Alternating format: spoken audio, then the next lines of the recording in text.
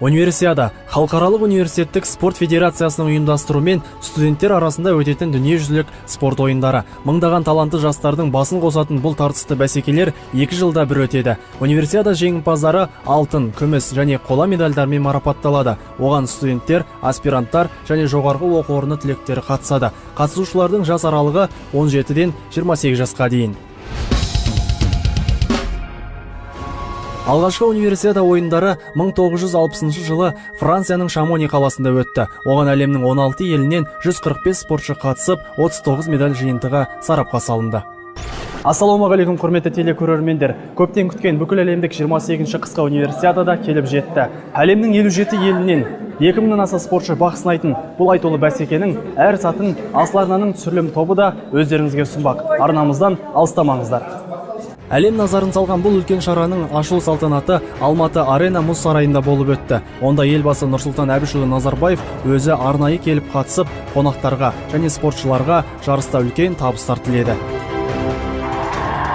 Құрметті қонақтар, қымбатты спортшылар мен жанкүйерлер. Бүгін ұлы дала елінде салтанатты спорттың ұлы мерекесі. Санаулы сәттерден соң Ақбас Алатаудың баурайында универсиада алауы жағылады. Байрақты бәсекенің лаулаған символын адамзат әлемнің әр түкпірінен тамашалайтын болады. Қазақтың ежелгі әдет ғұрпы мен салт дәстүрінен хабар беретін қойылымдармен басталған универсиаданың ашылу салтанаты көрерменді таң тамаша күйге түсірді. Келген қонақтар мен шараға жиылған жастар осына үлкен доданың елімізде өтетініне қуаныштарын жасыра алмады. Бүгінгі кеш өте керемет болды. Универсиада ондай енді бір үлкен нәрсе күттік негізі, бірақ біздің ойымызда күткенімнен әлдеқайда мықтырақ болды деп ойлаймын. Көріп кәдімгідей бір әнұранды айтқан кезде денеміз тітіркеніп, былайша айтқанда көзіме бір қуаныштың жасы келді. Өте жақсы, өте керемет сәтті өтті деп ойлаймын. Байрақты бәсеке 8 спорттық нысанда өткізілді. Атап айтқанда, Сұңқар халықаралық трамплиннен секіру кешені, Балуаншолақ атындағы спорт сарайы және Алматы облысындағы Алатау шаңғы биатлон кешені, Табаган ойын-сауық кешені, Медеу мұз айдыны және Шымбұлақ тау шаңғысы курорты, сондай-ақ Алматы арена және Халық арена мұз сарайлары.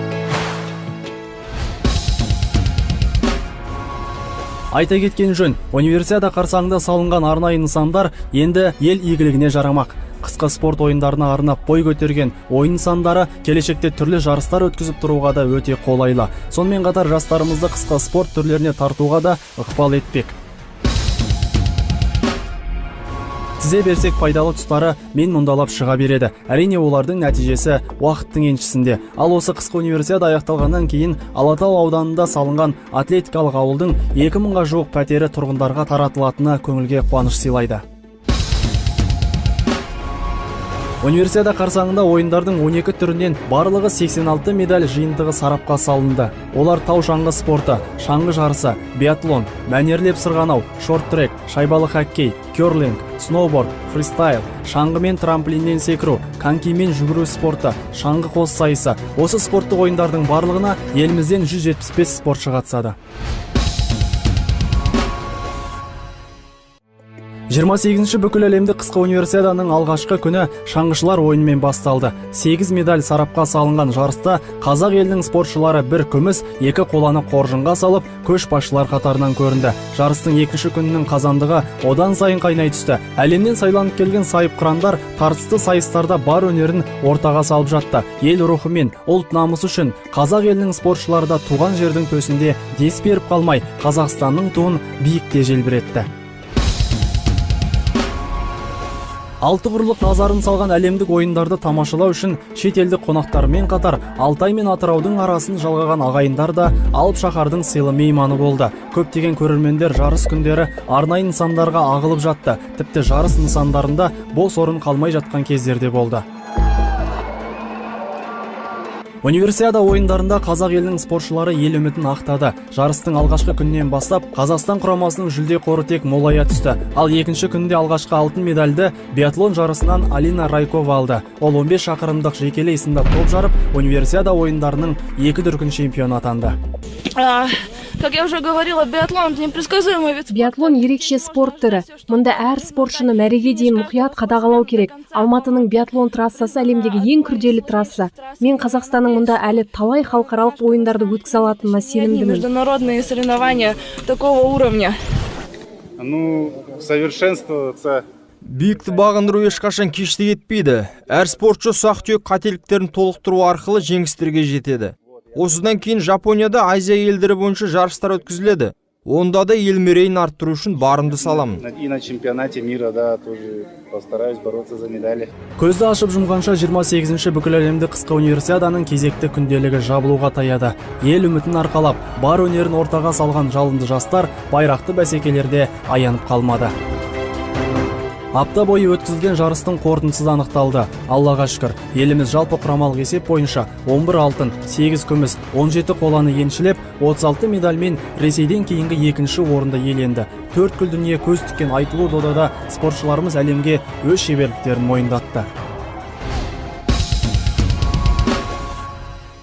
Биылғы жылғы өткізілген 28-ші бүкіләлемдік қысқы универсиада елімізге көптеген пайдалы дүниелер сыйлады. Халқымыздың руханиятын дамытып, көкірек көзін одан сайын аша түсті. Дархан даланы мекен еткен дана жұртымыздың қолынан келетін мүмкіншіліктердің мол екендігін сезіндірді. Тәуелсіз қазақ елінің әлем алдында еңсесін тік ұстайтын тұғырлы мемлекет екендігін ұғындыруға айтарлықтай үлес қосты. Көзді ашып жұмғанша Алматыдағы 28-ші бүкіләлемдік универсиадада аяқталды. Алматы аренада өткен салтанатты жабылу рәсімінде мыңнан тұлпар шыққан сайып-қыран саңлақтарға, сондай-ақ ел намысы үшін барын салған ойыншыларға құрмет көрсетілді. Ал айтулы кешті тамашалауға келген қонақтарға түрлі қойылымдар ұсынылды.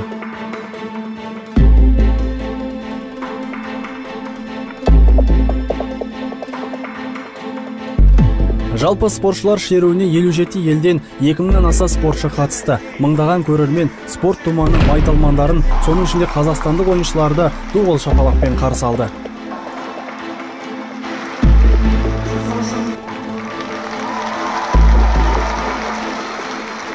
Жабылу салтанатында Қазақстан Республикасының премьер-министрі Бақытжан Сағынтаев, Халықаралық студенттік спорт федерациясының президенті Олег Матыцин сөз сөйледі. Спортсүйер қауым, құрметті Матыцин мырза. 1000 жылдық тарихы бар Алматы 2 апта бойы әлемнің спортсүйер қауымының көз тартар орталығына айналды. Осы уақыт ішінде әлем Қазақстанды, Қазақстан әлемді жаңа қырынан таныды.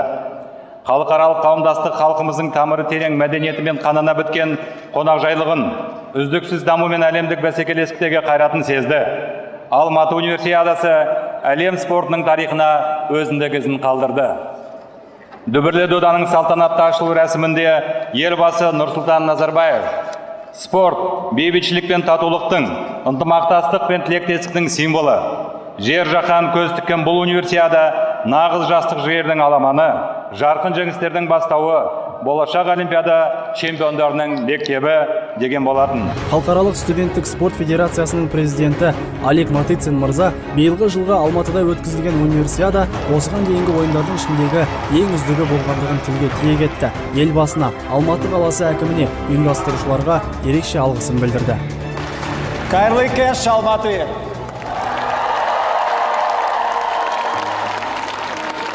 Dear Mr. Бақытжан Сағынтаев, Prime Minister of Republic of Kazakhstan. 12 күн бойы өткізілген әлемдік дода мінекей аяқталып қалыпты. Күйсудің атынан алдымен елбасы Нұрсұлтан Назарбаевқа, универсиаданы ұйымдастырушы қауымдастыққа және Қазақстанның спорт федерациясына алғысымды білдіремін. Сондай-ақ Алматы басшылығына, халықаралық федерация өкілдері мен ерікті жастарға шексіз рахметімді айтамын. Келесі қысқы универсиада Сібірдің қақ ортасында орналасқан Ресейдің ірі мегаполис орталығы Красноярск қаласында өтетін болды. 28-ші қысқы универсиаданы ресми түрде жауып, келесі универсиаданы қабылдап алу үшін ортада Алматы қаласының әкімі Бауыржан Байбек мырза мен Красноярск қаласының басшысы Эдхам Акболатов сөз сөйледі. Я благодарю Алматы за особую атмосферу восточного гостеприимства. Яркие спортивные... Универсиада 2017-нің қаласы біздің есімізде. Барыс сынды мықты, атақты Алматы апорты секілді жас, қазақ кілемі секілді көркем болып сақталмақ. Алматыға рахметімді айтамын. Таким запомнится ваш город участникам и гостям Универсиады 2017. Салтанатты жабылу рәсімі универсиада туын жинап, алауды сөндірумен аяқталды. Алматы аренаның алып шаңырағының астына жиналған көпшілік бұл шарадан да ерекше әсер алып қайтты. Алыс жақыннан келген ағайындар универсиада ойындарын өз көздерімен көріп, жабылу салтанатына қатысқандарына дән риза. Мен ерікті болдым осы универсиадада. Мен үшін универсиада бұл үлкен белес деп есептеймін, себебі бұл универсиадада мен тек Қазақстанның атынан емес, сонымен орай бүкіл әлемге біздің қазақ елінің жастары қандай екенін білдіріп, сонымен қатар жаңа достар, жаңа таныстық және де шет елдердің адамдарымен танысу мен үшін үлкен бір жетістік болып есептеледі. Оңтүстік Қазақстан Шымкент қаласынан келдім. Универсиаданы көру үшін. Жасым 79-да. Универсиадаға өте қуаныштыман келдім. Және қуанышпанан кетіп жатырмын. Әсіресе оның ашылу және жабылу мерекелері өте тамаша өтті. Мынау Ресей Республикасынан кейін біздің Қазақстанымыз 57 мемлекеттің арасында екінші орынды алып отыр. Бұл деген бізге қазақ халқына мен өзіме өте бір жақсы қуаныштамын. Қысқы универсиада өте жақсы өтті деуге болады.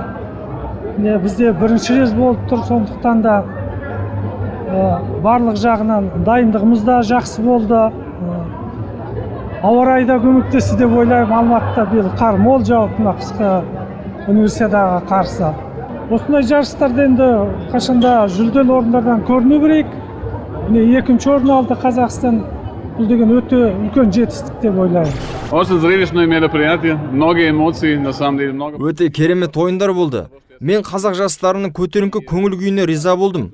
Мен Қазақстанның бұл жарыстардағы жеңісі мақтануға әбден лайық деп санаймын. Показали. Это просто большой класс на самом деле.